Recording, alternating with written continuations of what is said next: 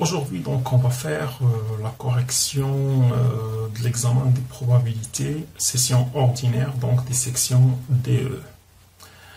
Ok, et dans ce sens-là, donc, il y a deux exercices, un exercice sur 6 points et un autre exercice sur la variable aléatoire à 2 dimensions sur 14 points. On va le faire exercice par exercice.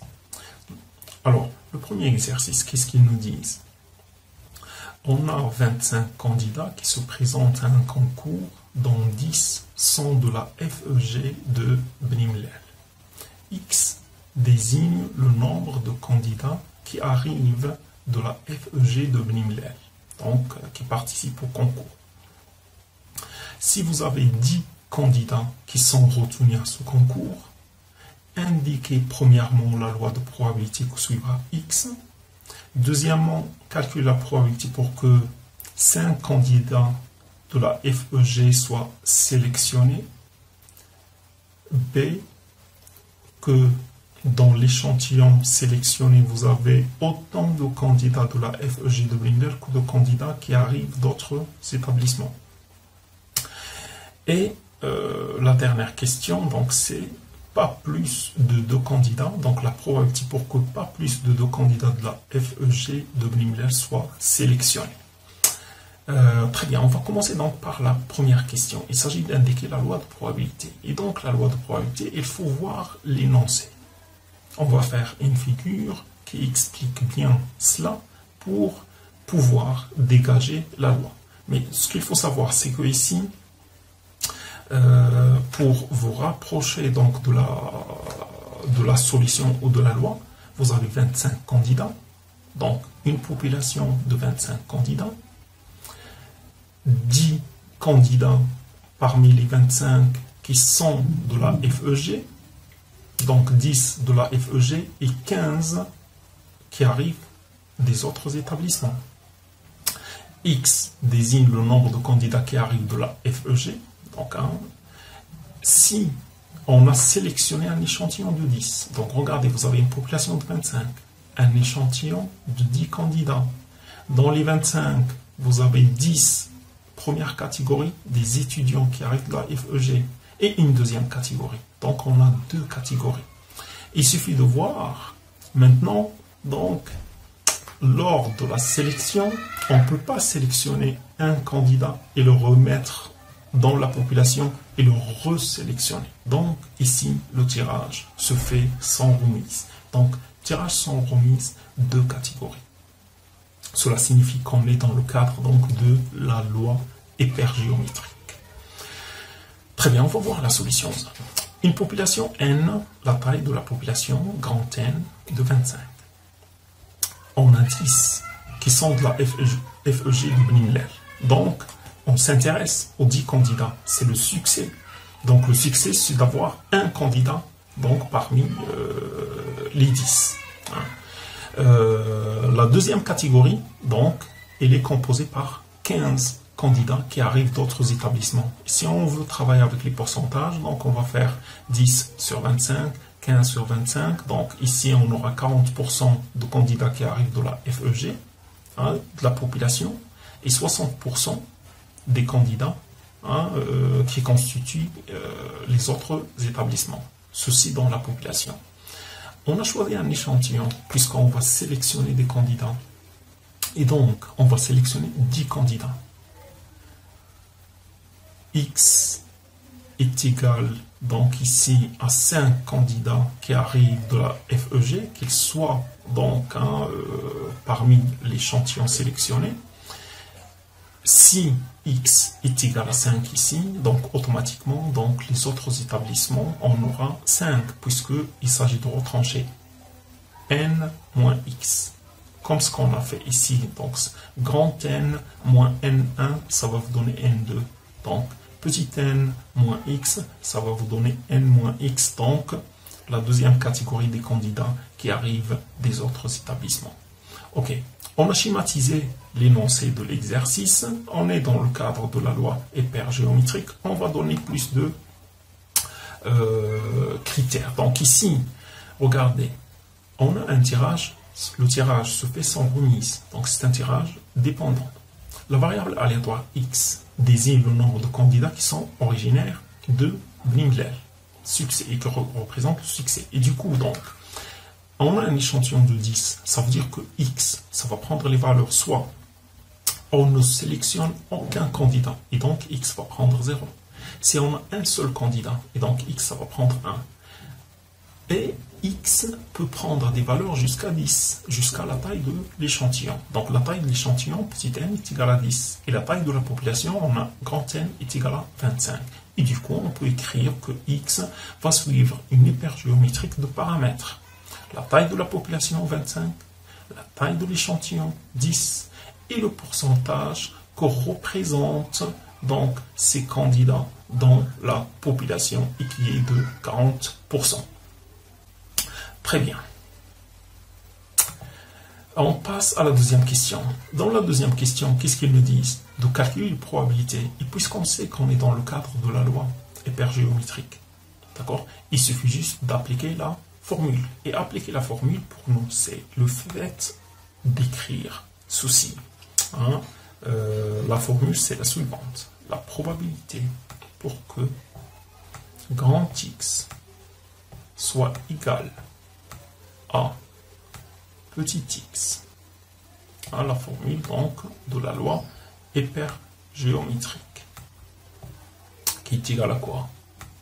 On va choisir des éléments de succès, donc une combinaison de x éléments, donc petit x, parmi quoi? Regardez. X, c'est le succès. On va les choisir parmi quoi? Parmi N1. Alors que N-X, c'est l'échec. On va les choisir parmi la deuxième catégorie, qui correspond à l'échec. Et donc, X parmi N1 fois une combinaison de quoi? On a dit n moins x, hein, pour déterminer donc la deuxième catégorie. Voilà, n moins x, et on les choisit parmi n2. Voilà. Sur quoi? Sur une combinaison de quoi? De n éléments, notre échantillon, parmi grand N qui correspond à la population. Donc c'est la formule de la loi hypergéométrique, il suffit juste de l'appliquer. Pour la probabilité donc de x est égale à 5, il s'agit de choisir 5 éléments. Parmi quoi? Parmi N1. Et N1, c'est 10. 5 parmi 10. 5 parmi 15.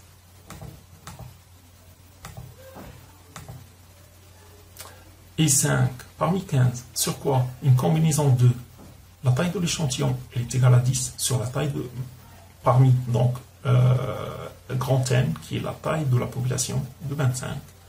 Et on trouve 0,2315 qui est égal à 23,15%. Maintenant, la question B. La probabilité de retenir autant de candidats de la FEG de Bling-Lehl que de candidats venant d'autres établissements. Dans l'échantillon, on a la taille de l'échantillon est égale à 10. Autant que à égalité, c'est 5. Ça correspond à la première question. Même réponse que la question précédente, car le jury donc a sélectionné 10 candidats. La question dit un nombre égal.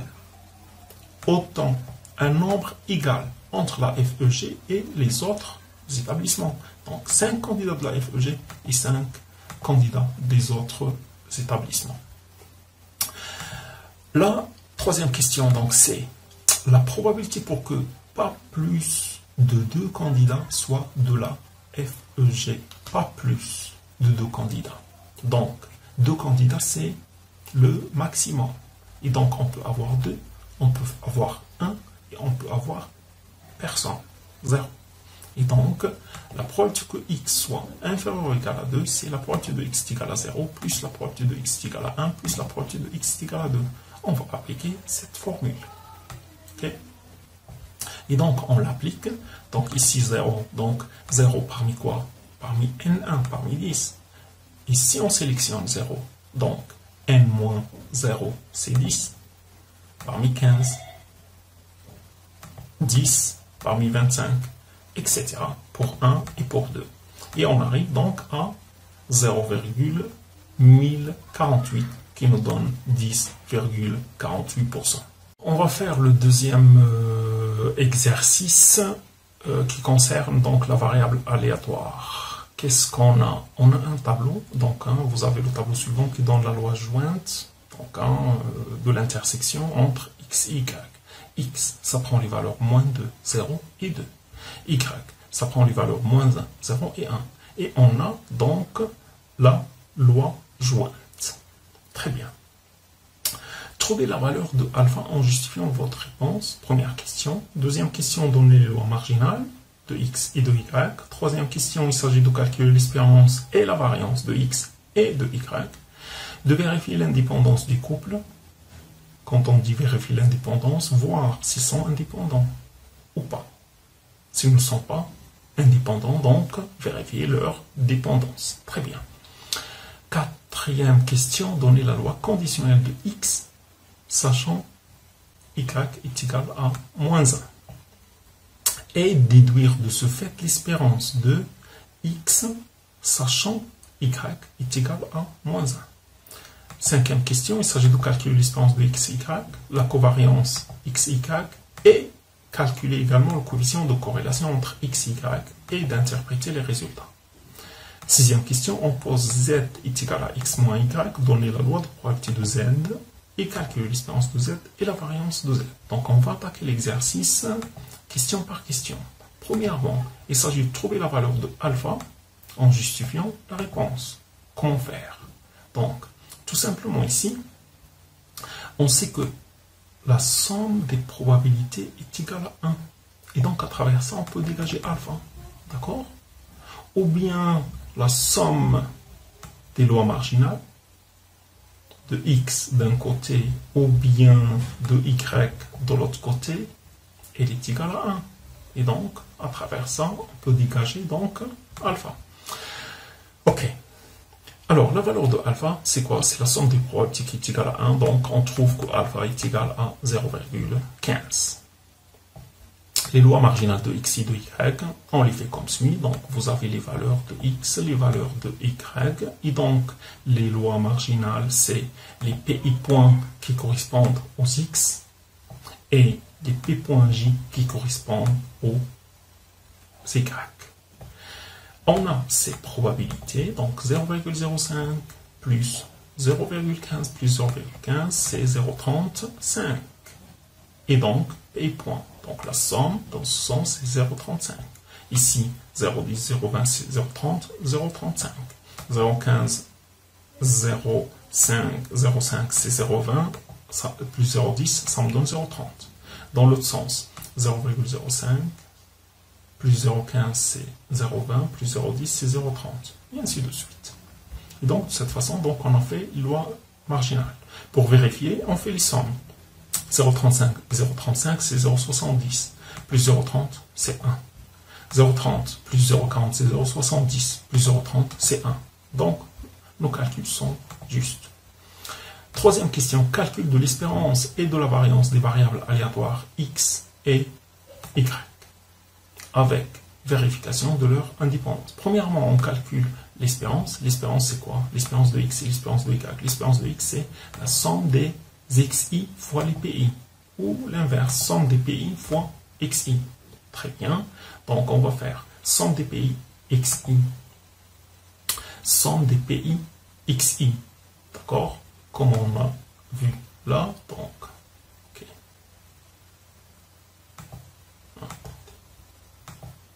Donc, c'est, on calcule l'espérance. C'est moins 2 de x, moins 2 fois 0,35, plus 0 fois 0,35, plus 2 fois 0,30. Ça, c'est pour x. Pour y, qu'est-ce qu'on va faire? c'est moins 1 fois 0,30 plus 0 fois 0,40 plus 1 fois 0,30. On va voir ce que cela nous donne. Donc, moins 2 fois 0,35 plus 0 fois, etc. Ça nous donne moins 0,10. Et l'espérance de y, quand on fait la somme ici, ça nous donne 0. L'espérance de x est égale à moins 0,10. L'espérance de y est égale à 0. Calcul de la variance. On sait que la variance elle est égale à l'espérance de x au carré moins l'espérance de x le tout au carré. Et la variance de y est égale à quoi? C'est égal à l'espérance de y au carré moins l'espérance de y le tout au carré. Donc l'espérance de x au carré, on peut la calculer. C'est le fait de dire, de prendre moins 2 au carré fois 0,35 plus 0 au carré fois 0,35 plus 2 au carré fois 0,30. Et on fait la même chose donc pour y. Voilà. Pour l'espérance de x au carré, on trouve 2,6. L'espérance de y au carré, on trouve 0,60. Et donc on peut appliquer cette formule-là. La variance de x, c'est quoi? L'espérance de x au carré.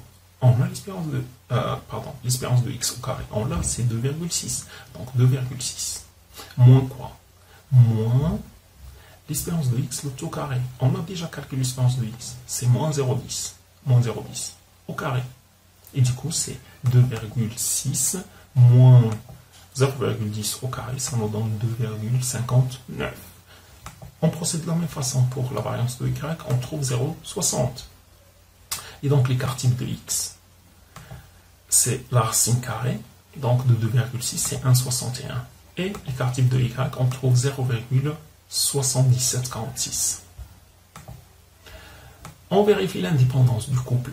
Et donc, pour vérifier l'indépendance, la règle est la suivante. Il faut que la probabilité de l'intersection soit égale au produit des deux probabilités. Donc, on prend le cas de x est égal à moins 2 et y est égal à 1. Et on va vérifier cela. C'est la probabilité de l'intersection entre x est égal à moins 2 et y est égal à 1. Est-ce qu'elle est égale au produit des deux probabilités, c'est-à-dire au produit de la probabilité de x est égal à moins 2 fois, et la probabilité de y est égale à 1. On a la probabilité de l'intersection, moins 2 et 1, moins 2 et 1. Donc, x est égal à moins 2 et 1. La probabilité de l'intersection est égale à 0,05. Est-ce que cette probabilité est égale à la probabilité pour x est égale à moins 2, donc c'est 0,35, fois la probabilité de y est égale à moins 1, c'est 0,30. Est-ce que 0,05 est égal à 0,35 fois 0,30? 0,35 fois 0,30, ça nous donne 0,105, qui est différente de 0,15. Et donc, x et y ne sont pas indépendantes.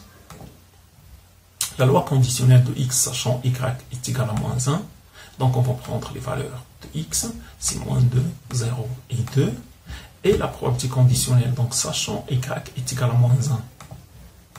Sachant y est égal à moins 1. Donc la probabilité conditionnelle, comme on a déjà fait dans des exemples, c'est 0,05 sur 0,35. 0,10 sur 0,35. 0,15 sur 0,30.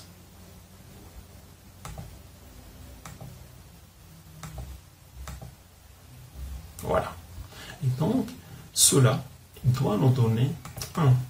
Si je prends 0,05 plus 0,15 c'est 0,20 plus 0,10 c'est 0,30 sur 0,30, ça me donne 1. L'espérance de x, sachant y est égal à moins 1, c'est moins 2 fois cette probabilité plus 0 fois cette probabilité plus 2 fois cette probabilité. J'applique ça, j'obtiens moins 0,10 sur 0,30 plus 0,30 sur 0,30 qui me donne 0,67. Maintenant, on arrive au calcul de l'espérance de xy et la covariance xy. On sait que la formule de calcul de l'espérance xy, ici, c'est la somme du produit xy fois la probabilité de l'intersection. Donc, xy, la somme sur i et sur j. On va faire un tableau, donc, pour pouvoir facilement donc, trouver l'espérance de xy. X, ça prend ses valeurs, Y, ça prend ses valeurs. Maintenant, je cherche l'espérance de x, y. C'est-à-dire que je dois multiplier x fois y fois le produit et faire la somme de tout cela. D'accord? De toutes ces probabilités. Donc, c'est moins 2 fois moins 1 fois la probabilité de l'intersection. Et la probabilité de l'intersection, c'est 0,05. Et du coup, j'obtiens 0,10. Moins 2 fois 0, donc ça me donne 0. Moins 2 fois 1 fois la probabilité de l'intersection, c'est 0,15. Ça me donne moins 0,30. 0, donc, multiplié par toutes les valeurs, ça va me donner 0,00. 2 fois moins 1 fois la probabilité de l'intersection, donc ici, ça me donne moins 0,30, etc. L'espérance de xy, c'est quoi donc? C'est 0,10 plus 0 moins 0,30 plus 0 plus 0 plus 0 moins 0,30 plus 0,20. Et ça me donne moins 0,30. La covariance maintenant, puisqu'on a calculé l'espérance de xy, la covariance, c'est l'espérance de xy moins l'espérance de x fois l'espérance de y. L'espérance de x, on l'a calculé, moins 0,30. L'espérance de x, c'est 0,10. L'espérance de y, c'est 0. Et donc, la covariance, elle est égale à moins 0,30. Qu'est-ce qu'on remarque? Que cette covariance est négative. Et donc, qu'est-ce qu'on peut dire? Que les deux variables varient ou évoluent dans des sens qui sont opposés. On arrive au coefficient de corrélation, donc il suffit tout simplement d'appliquer la formule parce qu'on a déjà facilité la tâche par le calcul de l'écart type de x et de y. Covariance de x, y sur la covariance de x, y est égale à moins 0,30 sur l'écart type de x, elle est égale à 1,61 fois l'écart type de y qui est égal à 0,7746. Et donc, ça nous donne moins 0,2406 ou 24,06%. Le coefficient de corrélation est également négatif. Cela signifie quoi? Que plus x augmente, plus y diminue. Une variation, donc, dans un sens opposé. Dernière question, la loi de probabilité de z avec z est égale à x moins y. Très bien. Z est égal à x moins y. On a les valeurs de x et on a ici les valeurs de y. Et il faut qu'on trouve la valeur de z. Donc, moins 2, moins 1, c'est plus 1. Moins 2 plus 1, c'est moins 1. Moins 2, moins 0, c'est moins 2. Moins 2, moins 1, c'est moins 3. 0, moins 1, c'est plus 1. 0, moins 0, c'est 0. 0, moins 1, c'est moins 1. 2, moins 1, plus 1, donc 3. 2, moins 0, 2. 2, moins 1, c'est 1. Et donc, les valeurs de z sont moins 1, moins 2, moins 3. Il faut faire attention aux valeurs qui se répètent. Moins 1 se répète deux fois. 0, une seule fois. Moins 2, une seule fois. Moins 3, une seule fois. 1, deux fois. 2, une seule fois. 3, une seule fois. Et donc, les valeurs de z sont moins 3, moins 2, moins 1, ici ça se répète, 0, 1, 2 et 3. Et on va déterminer la loi de probabilité. Donc, la probabilité de ces valeurs. La probabilité de z est égale à moins 3. C'est quoi? Donc, 1 est égal à moins 3. Ici, c'est l'intersection entre, donc, x est égal à moins 2 et y est égal à 1, qui est égal à 0,15. Pour moins 2 se répète une fois, et donc c'est l'intersection entre moins 2 et 0, d'accord, qui est égal à 0,15. Pour moins 1, ça se répète combien de fois? Deux fois. Et c'est l'intersection entre x est égal à moins 2 et y est égal à moins 1, et également plus l'intersection de x est égal à 0 et y est égal à 1. on calcule les deux probabilités, donc la somme, elle est égale à 0,10. La probabilité de z est égale à 0, ça se répète qu'une seule fois, donc c'est l'intersection, ça me donne 0,20. Pour z est égal à 1, je l'ai deux fois. C'est la probabilité de l'intersection entre x est égal à 0 et y est égal à moins 1, plus la probabilité de l'intersection entre x est égal à 2 et y est égal à 1. D'accord? Ça me donne 0,20. Et ainsi de suite. Très bien. On a donc ces probabilités-là. La probabilité de z, donc on l'a retrouvée. En dernier, il faut retrouver l'espérance de z et la variance de z. L'espérance de z, calcul de l'espérance et non pas ici, donc de la variance. Ici, c'est l'espérance. Ok? Donc, calcul de l'espérance, je vais l'écrire. Donc, ici, c'est espérance.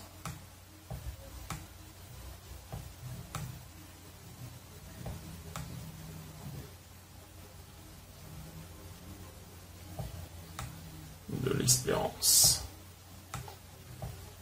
Voilà.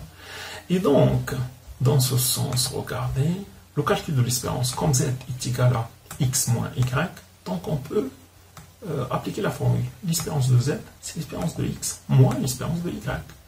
On a l'espérance de x, on l'a calculé déjà. Vous vous rappelez de l'espérance de x et l'espérance de y. Voilà. Moins 0,10. Et l'espérance de y, c'est 0. Moins 0,10.